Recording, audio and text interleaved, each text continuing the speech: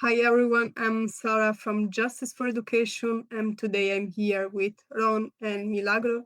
We will talk about this amazing foundation that works in El Salvador, which is Perkin Educational Opportunities Foundation.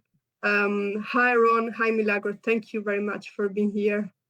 Can you introduce yourself and the NGO too? Okay. Hi, my name is Milagro Fuentes. I work here in Perkin Educational Opportunities Foundation. I'm here in El Salvador, in Morazan, and I was part of one of my favorite projects at PEOF, that is a Munchea school, and we are gonna talk a little bit more about this. But for right now, my name is Milagro, and it's a pleasure to be here with you. Thank you. My name is Ronald Brenneman. Currently, I'm here in the USA, in the state of Delaware on the East Coast. I did spend 36 years or so in El Salvador. I'm a founding member of the Perkin Educational Opportunities Foundation and was executive director there from the founding until 2019. So I'm currently filling in as president of the board of directors of the foundation. Well, thank you very much for this introduction. What idea led to the foundation of this foundation? Since I was there at that beginning, I'll pitch in. By 2007, 15 years had gone by of multimillionaire development projects, reconstruction projects, with the war ending in 1992. So 15 years had gone by, and the socioeconomic indicators were exactly the same as before the war started. Nothing had changed, in spite of big programs, big reconstruction programs, and out of that frustration, we watched it, and out of that frustration, we decided that the only way to change things was through education, because all the experts were coming in from the outside. All the solutions were coming in from the outside. And as soon as those programs stopped, everything went back to normal, and we had the same conditions as before. So we decided to start the foundation, and with our first project, Amunchea. Yeah, you talked about education. So how would you describe the educational system in El Salvador? And what are the main challenges young people face? I'll start off, and then Milagro will come in on that as well. At the beginning, when we started, the only vocational options open in our area was secretary and accounting, in an area which were there no job positions for secretaries or accountants. And so the education system was totally irrelevant. There was no relevancy between education and the reality we lived in. And so now, through the years since then, the education system in El Salvador has improved. The curriculum itself, the focus, or the intention, we should say, is actually fairly good. But the problem is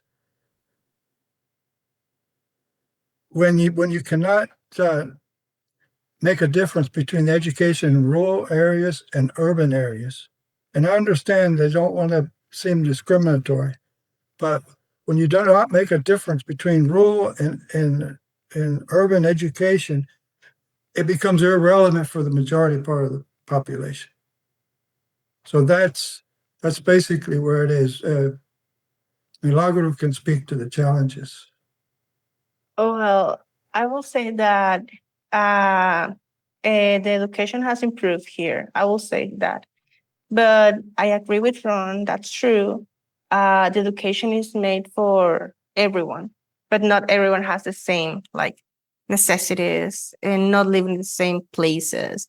And one of the things that happened here is that in El Salvador, there are towns like everywhere, but they're like a small town here, small town here, another small town here. And the students have to walk or have to take the public transportation, and they take sometimes 2 hours, 1 hour to go to the school. And mostly some of them, they cannot go to school because of that. The schools are not that close to those towns. And one of the other thing that I have to say is that after we finish school, we want to go, some of us, we want to go to universities. But here in this apartment, there are not universities closer. I remember because I studied higher education, and I remember that I have to take public transportation, and it took me 2 hours to go to the university, and then 2 hours to came again to my house. So it was 4 hours per day just traveling to go to the university. And I thought that this didn't happen anymore.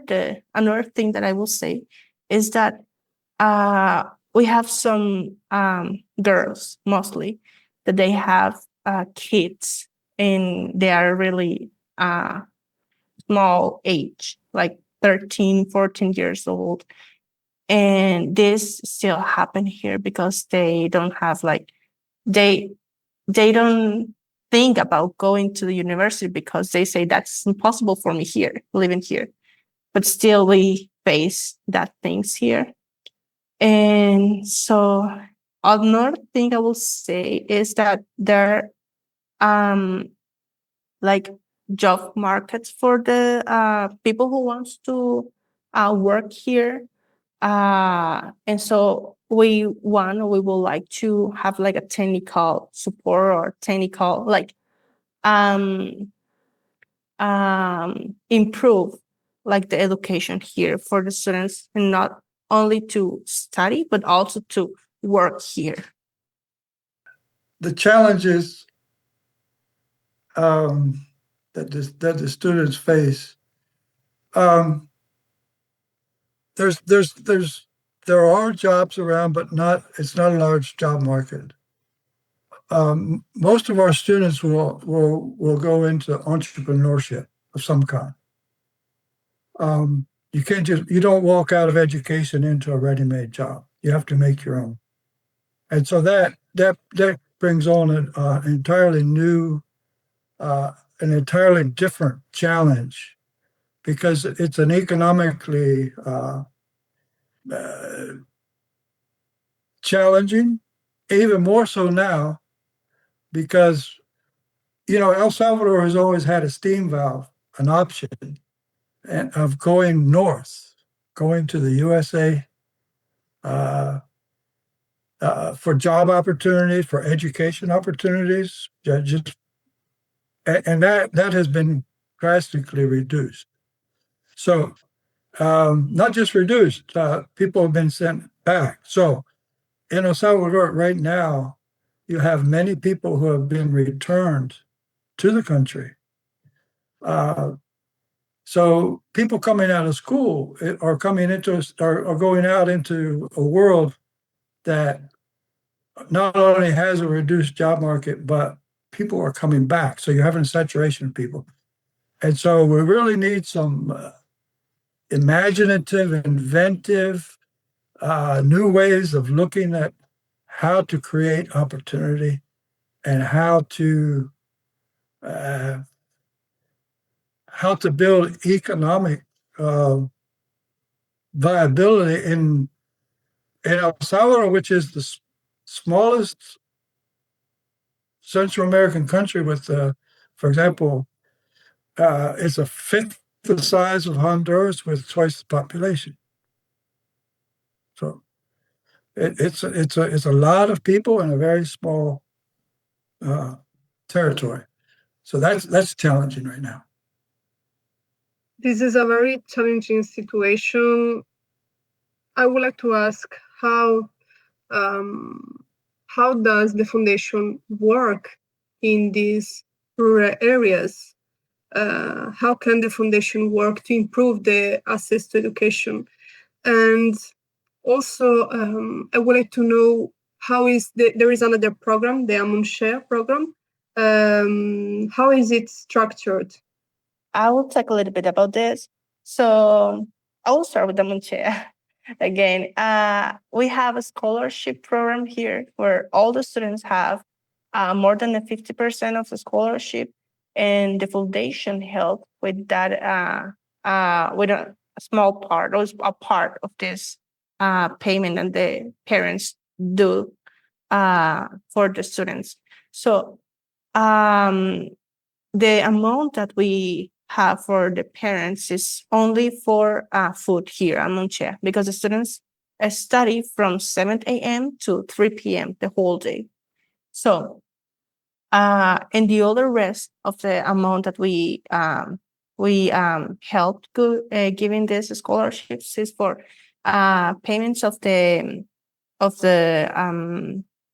teachers, the energy, the water. So those are the things that we pay. And also, I would say that with Amunche, also we have another big project that is really big and have many, many things inside. This is the inclusive agrological school. So in that school, what we give is the opportunity for everyone. That's why it's inclusive. So here we can see women, we can see men, we can see young adults. Everyone who wants to learn, they can come here and they can learn about different things, or how to improve their land, how to cultivate in a ecological way without chemicals. And what we want to do, or we want to give, is the opportunity for everyone to have the opportunity to learn technical abilities for them to can work here.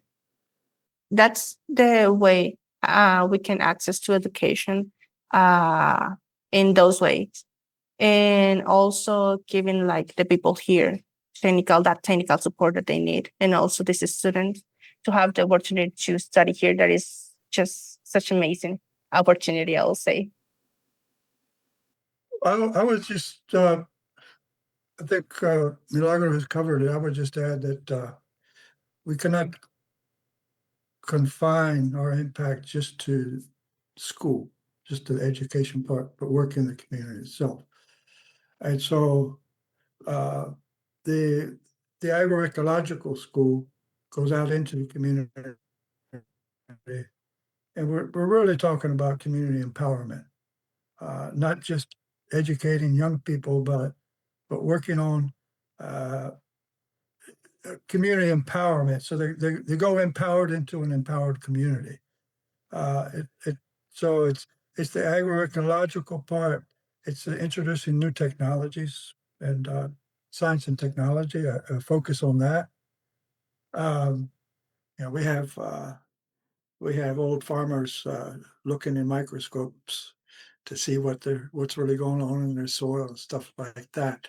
So it's an empowering thing, and we also are working heavily with a program called We Are the Lempa River. The Lempa River in El Salvador is the large river that goes from the north coast, comes out of Honduras, and goes to the sea. So it splits the country in half, and all of its tributaries come down. So in the watershed of the Rio Lempa, uh, it's a conservation, it's a production, it's a community empowerment. Uh, thing is, most of these tributaries also come from areas similar with a similar history to where to Perkin where we work, which means that their communities largely were largely affected by the Civil War from 1981 to 1992. In some cases, as in Perkin, 100% displacement, in others, partially displaced. But this recovery afterwards, in some sense, they've never caught up. So, working in this watershed, it's called We Are Rio Lempa, or Somos Rio Lempa, is a way to go from our community and stretch out into the larger community that is working towards the same ends. Towards the same ends. This is very interesting. You talked about the impact in the community. Can you share some real impact stories you observed in your work, in the work of the foundation? So in the community, we have two. So we have like right now we have some.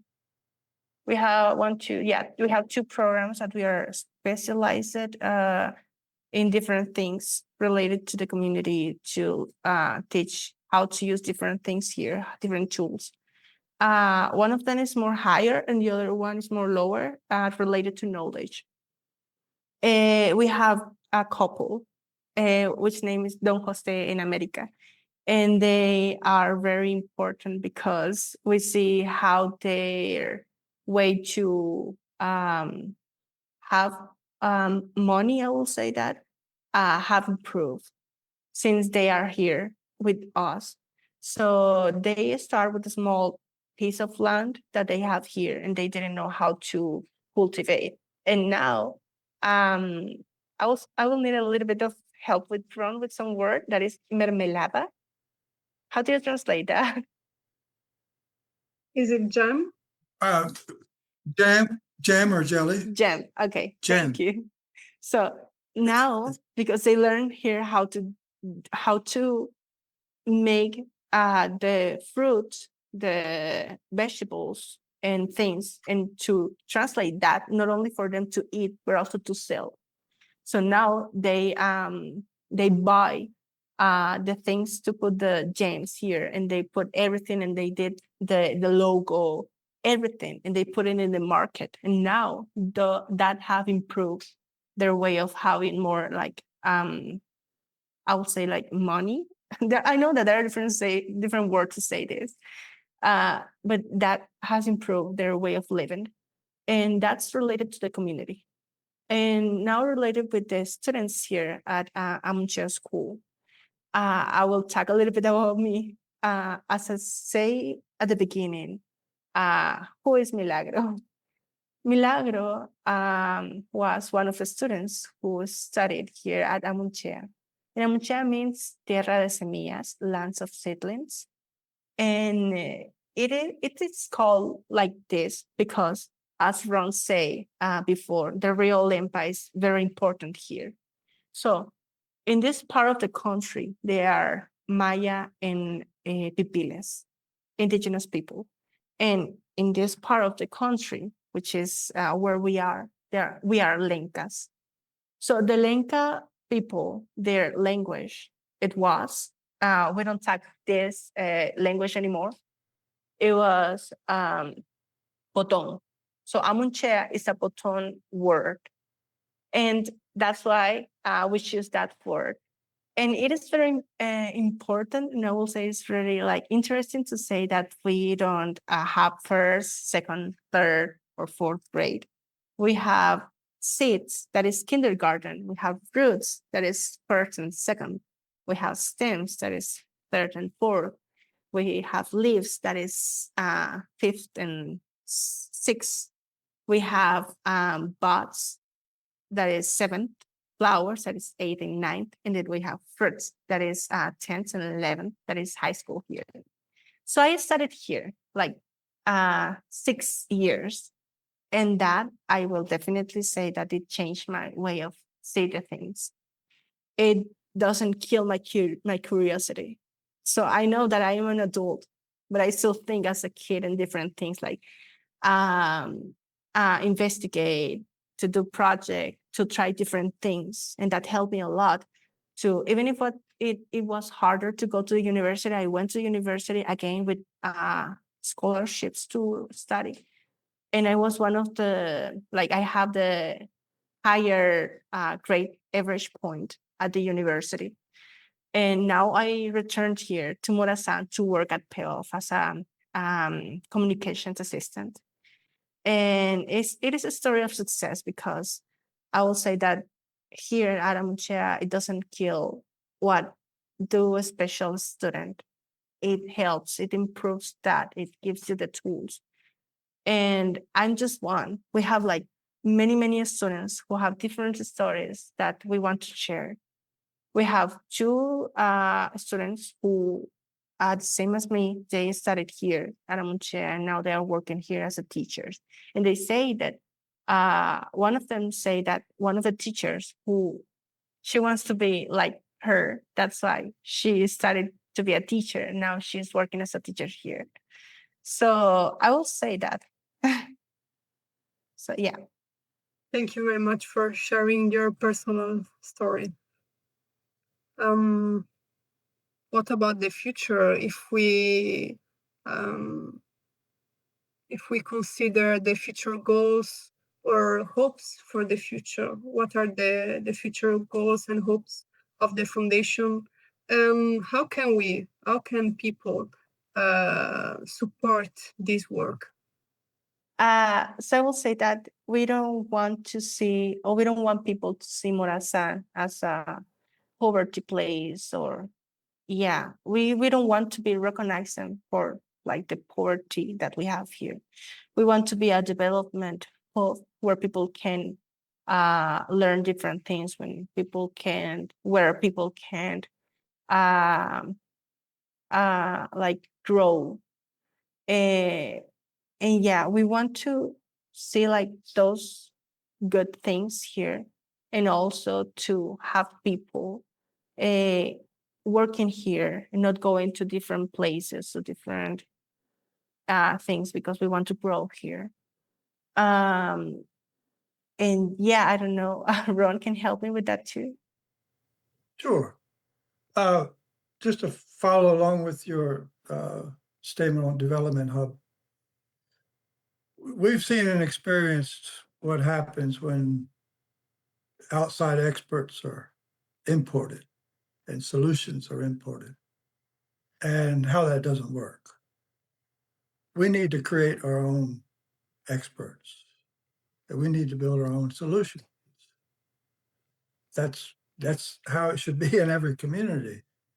The people in the community are those who best understand exactly what they need. It's not even for us to say, well, what you really need is this. What we envision is this development hub where people develop themselves, and it's not really up to us to determine what the socioeconomic outcome should be. It's actually up to those who go through the program, continue living here, or if they decide to go somewhere else, it's freedom. And so, but we should have the freedom to also stay at home and have the opportunity to develop an expertise. And so our job is really, in this sense, our job is to provide the tools and get out of the way. Just let them take off. That's really our philosophy, is to provide the tools the best we can, and don't try to overguess or overwork what we think the outcome should be. It's going to be best if it's authentic. It's going to be, and my focus whenever I speak of El Salvador, because I lived through it, will be the part of the war. The young people growing up now did not go through that. So they have other opportunities, they have other challenges. So it's time for us to just provide the tools, turn it loose, and let them go. That's basically what a developmental hub is. Freedom and opportunity to develop.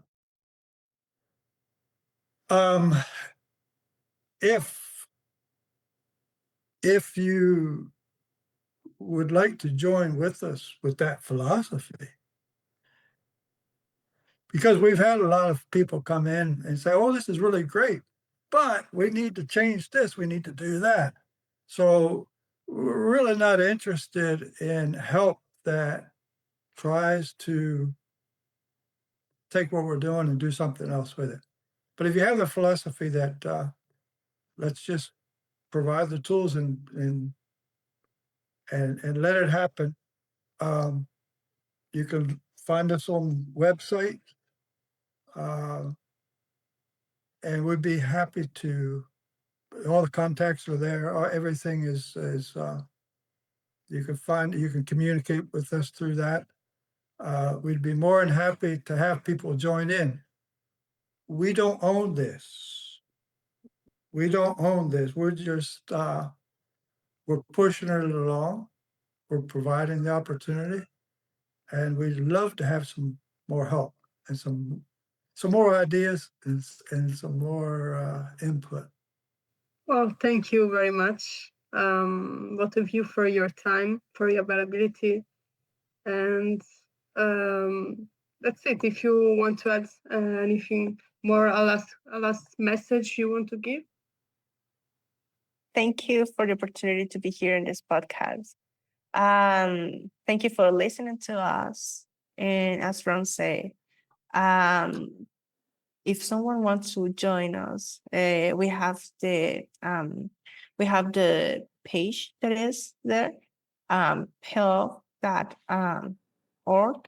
And also we are going to share with you some Facebook page and Linktree and different things that we can join us. We have like a volunteer. We can receive some volunteers if we want to visit here and help us, as Ron say, to give the tools. And yeah, I will say that. Thank you very much, Milagro and Ron, for your time, for your availability, for being here to share the mission of the foundation. Thank you.